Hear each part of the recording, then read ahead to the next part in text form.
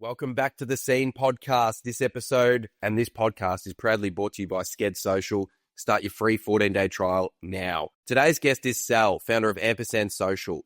In this convo, we unpack Sal's journey from working in the fashion industry and living in China through to launching and growing her own agency in a small Canadian city. We talk about the realities of founder life, burnout, building a business from scratch, and what she's learned from working at the intersection of social media, creativity, and strategy. We also dive into where social media is heading, the impact of AI, the rise of personal brands, why authenticity matters more than ever, and how creators and businesses can stand out in a world where everyone is competing for attention. This is a conversation about building your own path, trusting your instincts, and creating a world that people genuinely want to be a part of. Let's get into it. Sal, thank you so much for joining us on the Scene podcast. It's been a long time coming. We've been friends for a little while now and done a few things together before this. So pumped to actually pick your brain and learn more about like your journey into Ampersand and how you think about socials and content, because I feel like the audience is in for a ripper chat. Yes, I love to chat. Get ready, y'all. I love that. Well, can you tell us how it all started for you? Like Ampersand Social, you got a really awesome team and doing some great stuff. So before all this sort of happened, what were you doing? Before Ampersand, what was I doing? Do you have 2 hours? I'm kidding. So fun fact, I never worked in marketing before. I did my MBA in marketing and then I moved. So I'm from a very small town, rural province back in Canada. So after school, I moved to Montreal and I worked for, my first job was, I worked for a global fashion footwear brand. So not in marketing. I wasn't interested in their marketing department at all. So yeah, I'm as surprised as you that now I'm in the agency landscape. I'm kidding. Well, what was the move? What was the thing that was like, all right, I'm going to start getting this? There, so yeah, fashion, and I went into like the wholesale department. So I was selling branded wholesale to like the biggest retailers in the States. So Amazon, DSW, Macy's, Nordstrom, all those big guys. And then that was 4 years. I kind of went up the corporate ladder. I thought I was going to be a lifer. I really liked the structure of corporate back then. But yeah, it was a huge experience, which I'm very grateful for. Everyone who went who worked at that company always say like it's like the best school to be in, like if you move on, because like it's you learn lots. So yeah, moved went up the corporate ladder. Basically I was in sales and ops, so selling shoes basically to these huge retailers. And then with that same company, they offered me a job in China. So I kind of did a pivot, a career shift within that company and went over the product side of things. So yeah, I was living in Dongguan, China, which for the people who know is the factory city of the world. Before COVID, like 70% of the world production was made there, like crazy. So yeah, during that time, honestly, I was kind of like the middleman between the designers back in Montreal and the factories. That was their office in China. They were like the middleman between. So honestly, it was really hard because I tried to learn Chinese, but like it's so hard. I only know like 谢谢 and like 你好吗? Anyways, it's really hard, and it was Dongguan is like a migrant city, so there's not a lot of English, obviously. And so yeah, it was hard, but like, you know, I tried to make the most out of it, and I tried to spend like every single day in the factories just learning. And like obviously there was a huge language barrier because English is not even my first language. But yeah, just like to look to, and yeah, you like kind of figure it out. Like you back then, you know, the Google Translate and a lot of hand talking with your hands, which I still do. But yeah, you figure out how to communicate with the people, and yeah, I learned so much. So like, yeah, complete career shift within the company on the product side of things. But then COVID happened. That's where I'm going with the agency side of things. Yeah. COVID happens. I'm in China. I'm like, oh, like this is gonna like a 2 week thing. Like we're gonna be fine. Like it's never gonna go like elsewhere. So I decided to travel. I'm like, okay, it's gonna be done in like a week. Then it's like 2 weeks, 3 weeks. So I'm like, okay, I'm gonna go chill back in Canada for 2 weeks. Then everything shuts down. I might be the one who brought COVID. Montreal. The OG transmitter. I brought the global disease. That's crazy though, being in China at that time. Like, Yes. And I remember like that's maybe TMI for the podcast, but you can cut it. But I remember like in December, like there was starting to be like whispers in China, but like it was so strict, right? Like they didn't want the news to go out. But then what happened is that in China, Chinese New Year, like so where I was, factory city of the world, like people stay work like the entire year, but during Chinese New Year they have the full month off.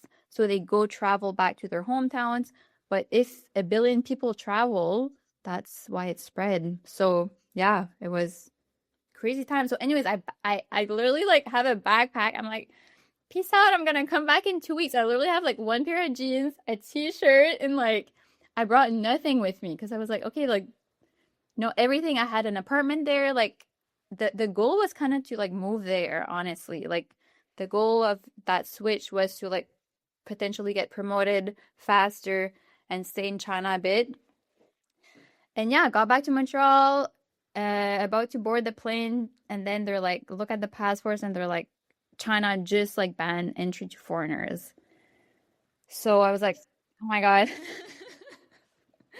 And yeah, I kind of lived in a suitcase for like a year, still in Montreal, and then I moved back home. That's why I'm in this tiny town. I moved back home because of that. And yes, so I'm from a very small city. You're gonna say it's a town, but yeah, it's officially a city, but we're not even 200,000 people living here. So I was like, oh my God, like what am I gonna do career-wise?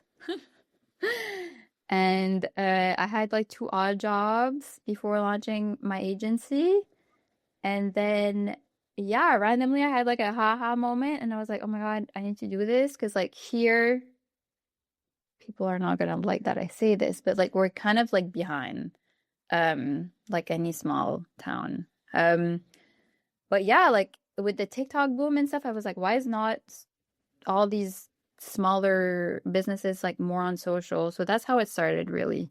I was like, I always love social because of fashion. Like it's so, fashion and social media are so intertwined. So I always loved social. But yeah, I was like, holy shit, there's a gap. And the agencies here weren't really focusing on social. So I was like, you know what? Let's go for it. I love that. And did you find like you transferred that energy that you had in fashion into socials, and when the little wins come, does that sort of build momentum for you around, all right, this has become a real thing. We've got some clients now. We've got to start scaling and hiring people. Like, I'm sure that would have been cool to just like transfer that energy into something else and see things happen. Honestly, I love that question. At the very beginning, I think I'm very transparent on my personal socials, but I was really burnt out. So I think I like did the agency to have like a slower pace of life and didn't bring that energy into it. But now in going into year 4 of Ampersand, like we have to like, yeah, we're really like we're operating at such a other level, which reminds me a lot of my corporate job. And I'm like, oh my God, like I've gone through all of this, and it kind of applies. It applies to how we were structured in corporate. It applies to where we are now at the agency level. Because obviously when we started, we were we were smaller and we were like operating as freelancers, I would say. But entrepreneurs are gonna understand what entrepreneurs are gonna understand this, but like, whew, it's a roller coaster ride. So finally, year 4 is like, okay, it's clear. But year 1, year 2, year 3, there was a lot of good and lots of ups, lots of downs. So, but part of the journey. I don't think anyone can prepare you for founder life, hey, because it's like it starts off as a cool business idea and then it turns into something so heavy and emotional. And like the wins are so great because the losses and the failures happen flat stick. And it's like, how do you keep resilient and how do you just like push through and try and still make it happen, you know? Oh, it's really something. And like a lot of people say like it has to be like a almost like a spiritual journey, like being a founder and an entrepreneur, but like now I get it because like it's a constant like it's great, but like Oh, it's yeah. not as glamorous that people think it's like so glamorous and I'm like, No. oh. Very far from the truth in there. And that's why I think like that's why success tastes sweet because it's like Really? in you're you know, you think about all the hard times and all the things that you've had to overcome. And Yeah. like you realize that like things can happen if you do stuff, you know, and it's like it's up to you type of thing. So it's if I don't do it, no one's going to do it. So I have to be the one. Exactly. Exactly. And I think that's why I like it because like versus like working for another company, but it's always betting on me. Like I have to do it. Okay, like the business is struggling. I have to switch the mindset. I have to pivot. I have to so yeah, no, it's been awesome. I've learned so much like whew. Oh, I can imagine. What did you learn about socials, I suppose, like being in the fashion world? What did those types of brands do well in social where you were just like, all these other brands aren't doing, or they should do what they're kind of doing? Was that lens? Well, I feel like you're gonna enjoy this because well, because social media prior to the TikTok boom was like in the last 5 years, like it's crazy how much it evolved. So like back then in fashion and or any industry really, it was just like the nice looking photos. Like there wasn't, it wasn't as complex. And I think like a lot of people think that still applies. Like, okay, get the intern to like post a cute photo. Um, but I think like yeah, back then like I've always been like a very I guess yeah, a creative person. Like I love beautiful things. I love art. I dance in my youth. Like architecture, traveling. Anyways, so um always drawn to like the beauty of like the visual, like especially a visual platform because like we can talk about LinkedIn later because I know you like LinkedIn. Um so I've always loved like the visual aspect of that, but no, like it really like honestly, I love it because like I'm someone who like loves to like pivot constantly. So like social media is that. And I was actually watching one of your podcast interviewers that was saying like social media kind of attracts like people with ADHD. I don't have it, but I'm like I might be, I don't know, maybe because I'm like constantly and then like thrive in that, whereas Yeah. other people would be like, get me out of here immediately. It's like being an artist working on like 7 different paintings at once because like the mind can scatter and I think like inspiration can come Yeah, from anything and I don't want to feel like I'm honed in on this one thing. Like if a bit of inspiration comes, that might fit something else that I'm working on, you know? 100%. So you have like 1,000 tabs open.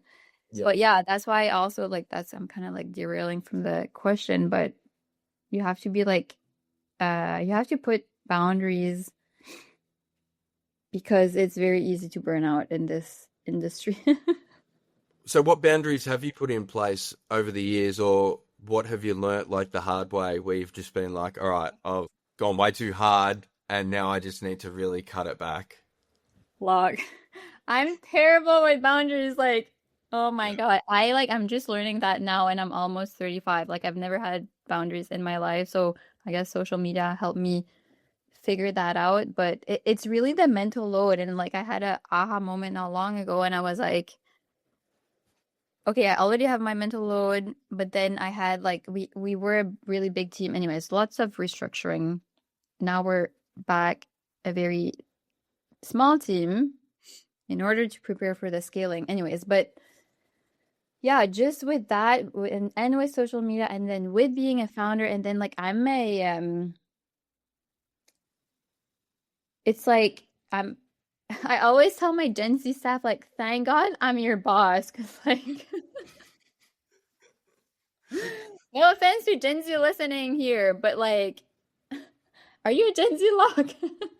I'm 1991, so Yeah, yeah, we're I'm the same already age. Okay, no, you're not a Gen Z. yeah, yeah, With that, I was like, because at the beginning I was like, oh my God, I'm like the cool boss. yeah. Again, anyways, what we hear about Gen Z, and I don't know what happened there, probably COVID. Anyways, I'm getting into a whole other conversation, but I just noticed that I was like taking all the Gen Z's workload plus my workload plus like so yeah, I was like, holy shit, um like I'm prone to burnout. So I was like, and after corporate, like I went like I crashed. So I'm like I can't get to that point, I guess, but for boundaries, social media specific boundaries, mute people. If someone is rude, block them. I try to really create my feed so anything work related, I watch it on the ampersand account. Because before I like consumed everything on my personal, it was just too much. Because then you keep comparing yourself. You're like, oh my God, like why am I not here in the journey?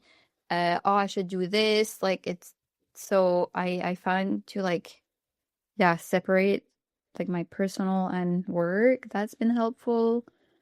Um, I think that's a big one that you touched on, like the comparison and young people. Like I remember growing up and not looking every day at something, going, "Oh, am I like no, this? Am I at this level?" And it's no, like these days, it's just shoved in your face. So you have to. Feels like you're all. Everyone sort of has to learn the hard way and then really figure out not to. 100%. And there's so much more, so much misinformation.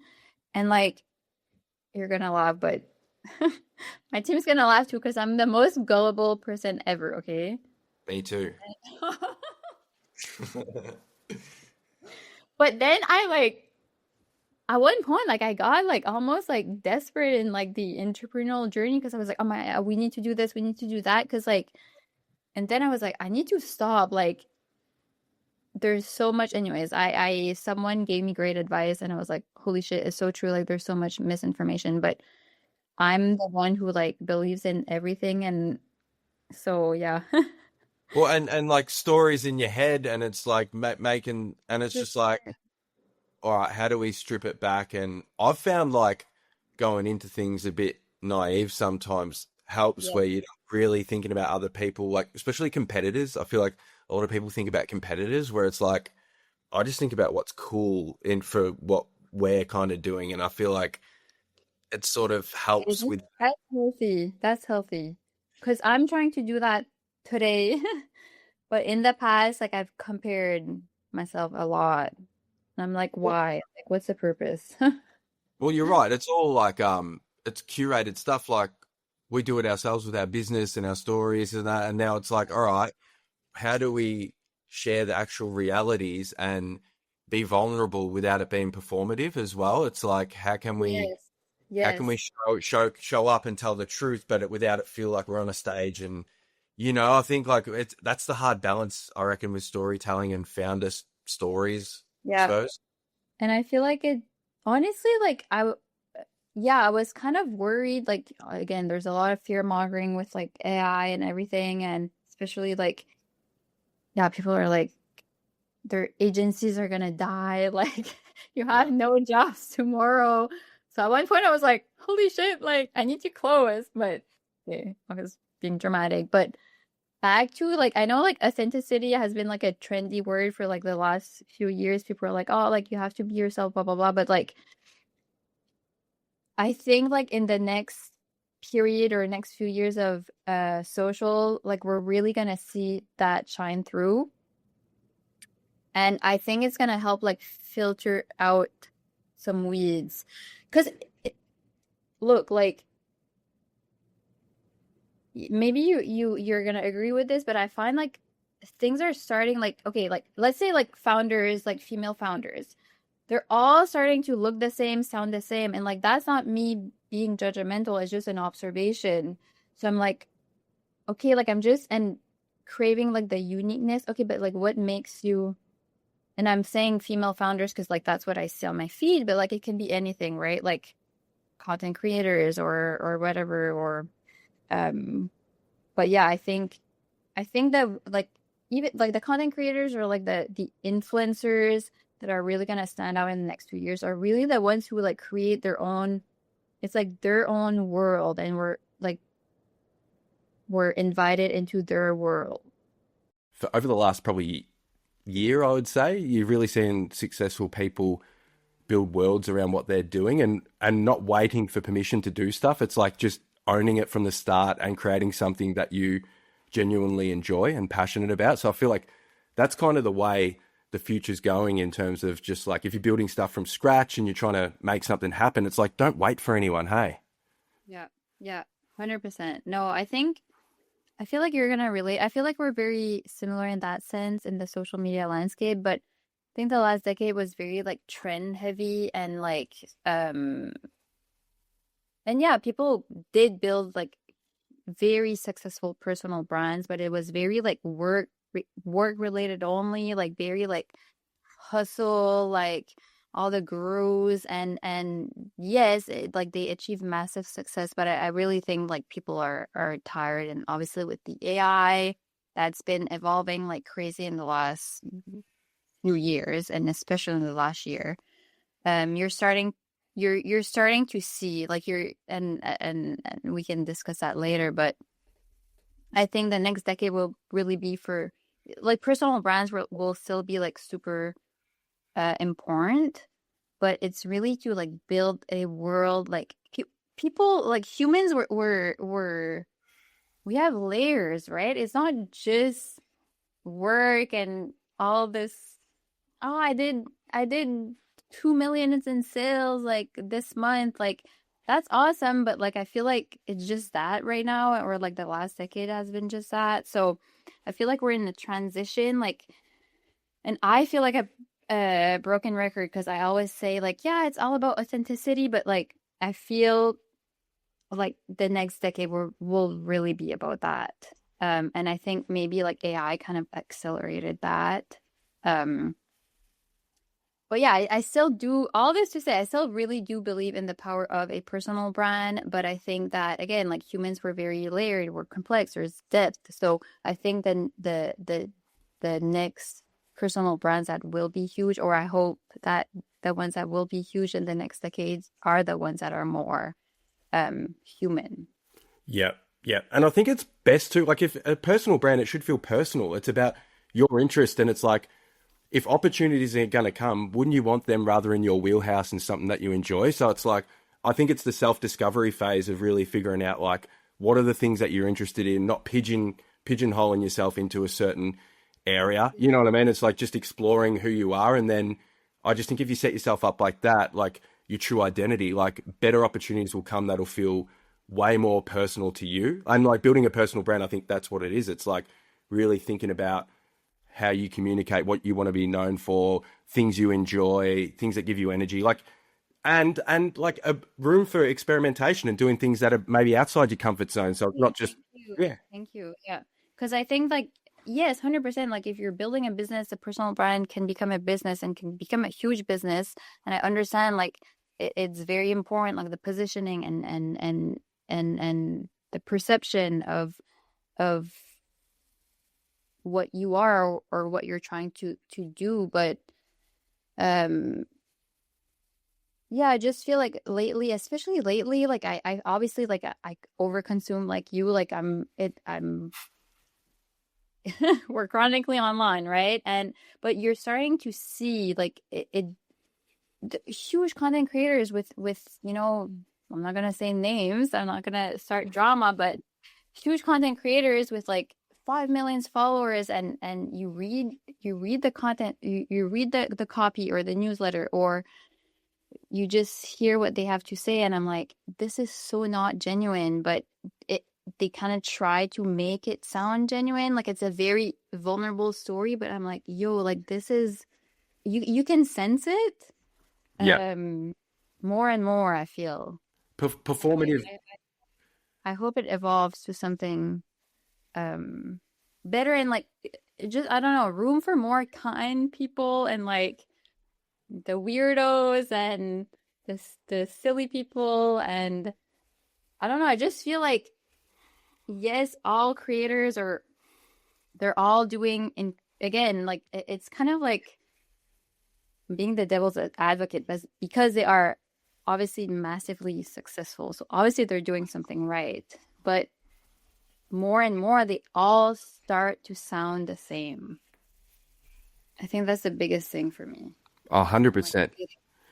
Performative authenticity, when it feels like, hey, I'm going to follow this structure of being authentic. It's like, well, no, that's not the way it goes. It's like you got to really dig and really find out for yourself. Hey. Yeah. And obviously, like there's like, you know this, like there's great things about social media, but the last decade, sorry, that's my cat. The last decade, there's been also like really like bad shit happen because of social. Um and I feel like a lot of massively successful creators building their personal brands have been really like picking on people's insecurities, and I hate that.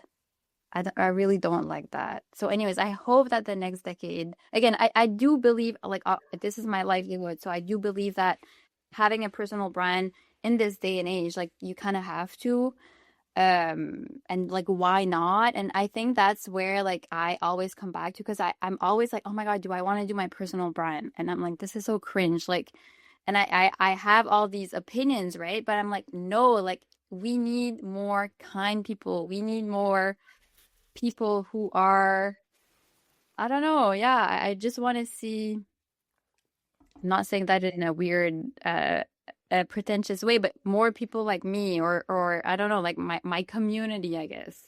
Does Yeah. that make sense? Yeah. I feel like negativity gets a lot of clicks, and I feel like people who want to build numbers and do things like they don't care about like how clean it is. You know what I mean? It's just like, "Oh, I just want to get these numbers," and it's like, no, like build things the right way, and I feel like the right people come. And it's not always about.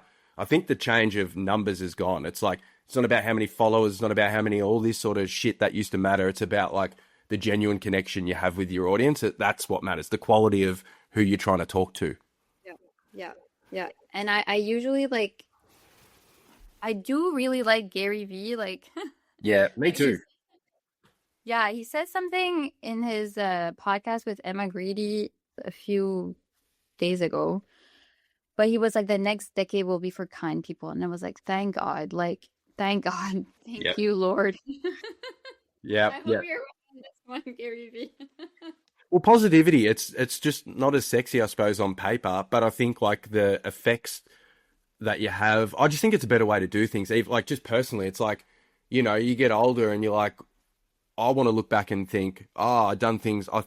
I tried my best to be the kind and to do things the right way, and like I can live with myself that way. And it's like, and when I start to think about others, I get like annoyed and angry. But it's like I just need to think about myself and how I want to see the world, and hopefully that rubs off on people. Because like we all know that like you're the average of the 5 people that you hang out with, and when you start hanging out with people who are negative or always finding problems, or building stuff for the sake of building it, and just, you know what I mean, doesn't feel genuine. Like you start to become that. So it's like, all right, well, how do you just start to like bring the energy and maybe even change the dynamics that you might be in? Even with your friendship groups, it's like when it's easy to just pot things and take shots at things, it's harder to be actually nice and forgiving, and because it's boring. No one wants, like people are just like, people want gossip, they want that stuff. But I think like at the end of the day, that's not what actually matters. It's like how you make people feel, and hopefully that's in a positive way, because you want to live. I think it's all about opportunities. You never know what's around the corner, and if you burn bridges or treat people poorly,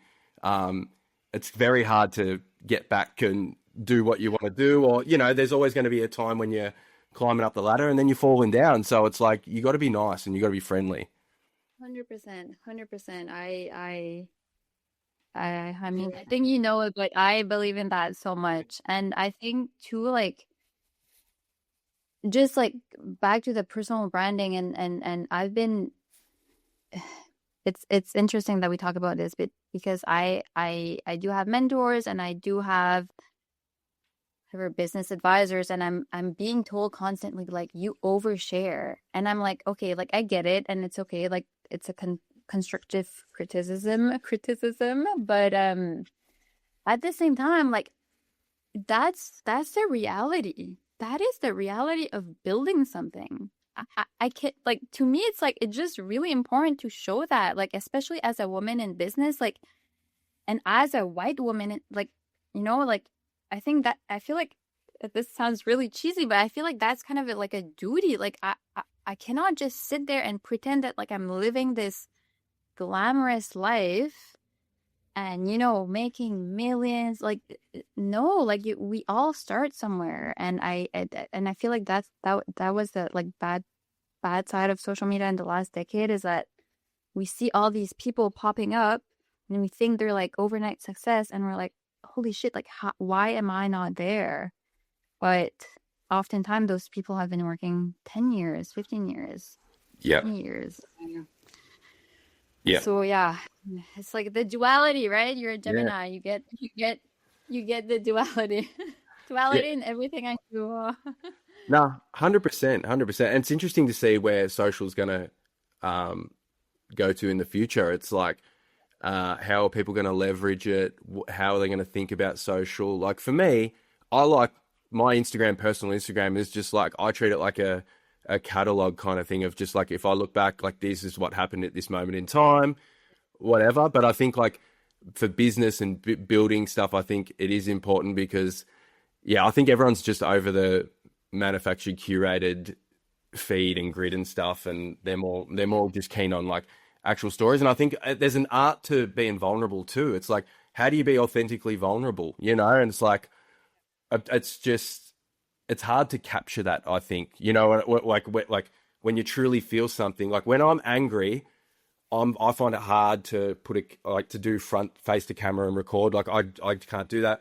When I'm upset, I can't do that because I'm just like, I feel like I'm too emotional. I'll say something that's just that I'll regret. So it's like, but I think the people who can articulate their thoughts and share the stories and things like that is good. I think from my process and how I like to share vulnerabilities and stuff is mainly through, like, LinkedIn posts and stuff. And it's like after the fact, I like writing that type of stuff. But I think it's important to figure out who you are as a person and how you like to do things, and not force things so much, like, because you see other people doing it and working. It's like, well, you get that comparison thing where you're just like, oh, like, if I could just share like that, I feel like that would get similar interest and my community would love that. But it's like, maybe that's not everything's for everyone. You know what I mean? And it's just like figuring out your lane, hey, what you're good at and how you like to share. But what about, like, AI and how you're using it at the moment? Like, I feel like the last, like, year has just been psycho in terms of just, like, the things that you can do. And being an agency owner,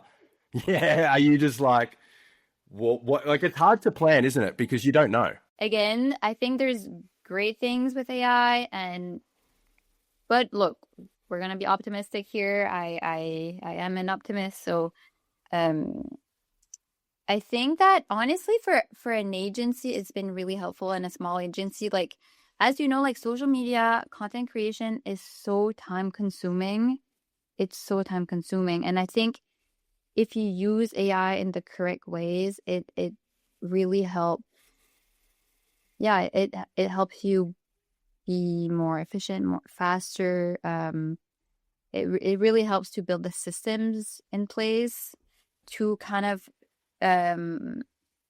build that machine. Like, we're in a content machine world. That's where we're at. That's just a reality. But yeah, I think that for us that works in this industry, like, AI has been really great for that. Um,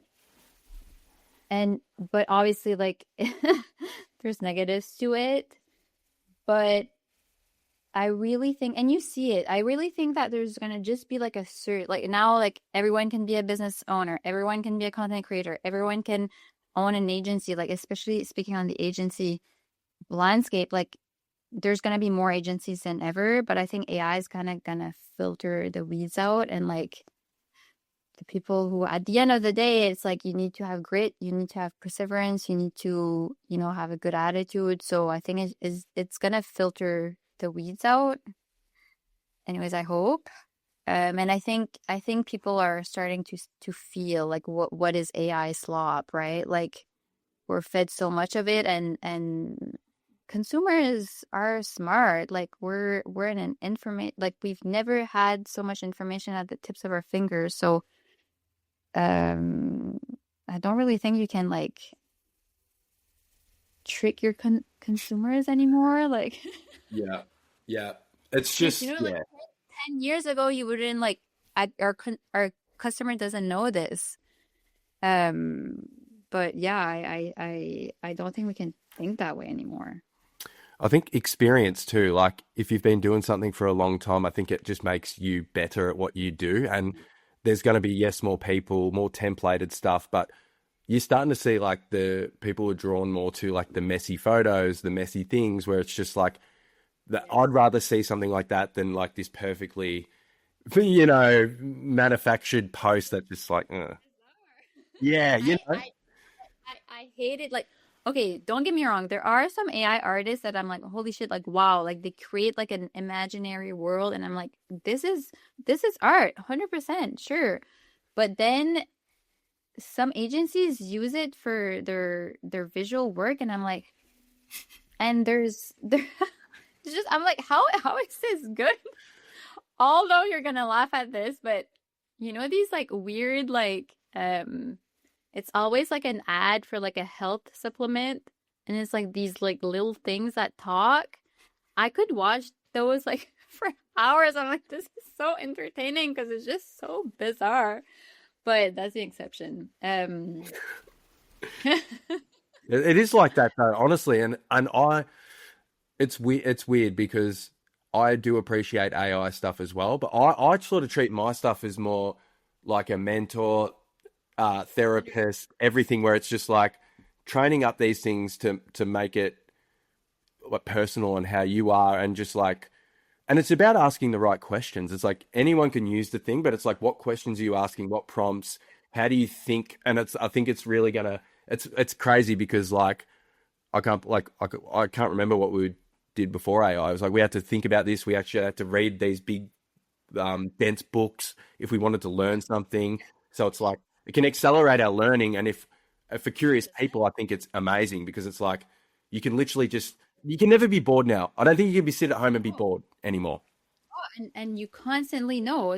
Again, we're Gemini, so we love information. But no, that's been incredible. Like just like the amount but I mean, you follow my personal page, and I always do like this series of like critical thinking time. But I think like AI is great for people who can, and I hate to say this out loud, but like people who can critically think. Because as you said, like, yeah, I think the next decade will be critical thinking will be so important, and that seems obvious, but it in this AI world, like it's not always, and just people, yeah, with taste, like again, not saying this in an arrogant way, but I really think that people with taste will kind of shine in the next decade.